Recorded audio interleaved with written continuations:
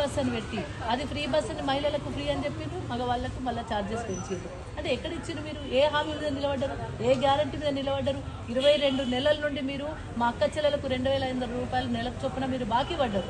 నిరుద్యోగ యువతకు బాకీ పడ్డారు. ఆడపిల్లలకు స్కూటీలు ఇస్తున్నారు, మర్చిపోయింది. కనీసం పల్లె ప్రగతి లేదు, పట్టణ ప్రగతి లేదు. అంటే ఎక్కడ కూడా అభివృద్ధి అనేది నోచుకోకుండా 22 నెలల నుండి ప్రజలు చాలా ఇక్కట్లలో ఇబ్బందులో ఉన్నారు. హైదరాబాద్ నగరం కావచ్చు, పల్లెటూర్లు కావచ్చు, ఏవైనా తీసుకోండి. మాకు ఈ కాంగ్రెస్ పార్టీ వద్దు అనే నినాదంతోనే ప్రజలందరూ ఉన్నారు. కాబట్టి జూబ్లీ హిల్స్లో మరి ప్రజల దగ్గరికి వెళ్ళినప్పుడు వాళ్ళందరూ ప్రజా వ్యతిరేక విధానాలకు పాల్పడుతున్న కాంగ్రెస్ పార్టీకి తప్పకుండా మేము బుద్ధి చెప్తామనే నినాదంతోనే వాళ్ళు ముందుకెళ్తారు. అవునా? అంత మంచిదేనా? కోపర్లు ఉన్నప్పుడు మంచిగా మంచిగా చేసుకున్నారా?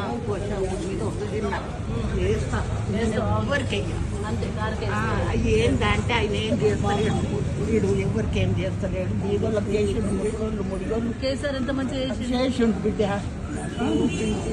ఇగో ఇక్కడ ముసలు ఏరుకొని చూసుకుంటుంది. అదంతా ఎవరు 2,000 ఇచ్చిండు కావచ్చు కేసీఆర్ సార్. 2,000 ఇచ్చిండు, బట్టలు ఇచ్చిండు, బిడ్డ అన్ని చేసిండు. ముసలు ముడిగోళ్ళు బతికిండు. మేమంటే పోయి అడుగుండ్రి కారేడుందో అడిగి ఇట్లా చూపించేస్తా, ఏం భయం లేదు.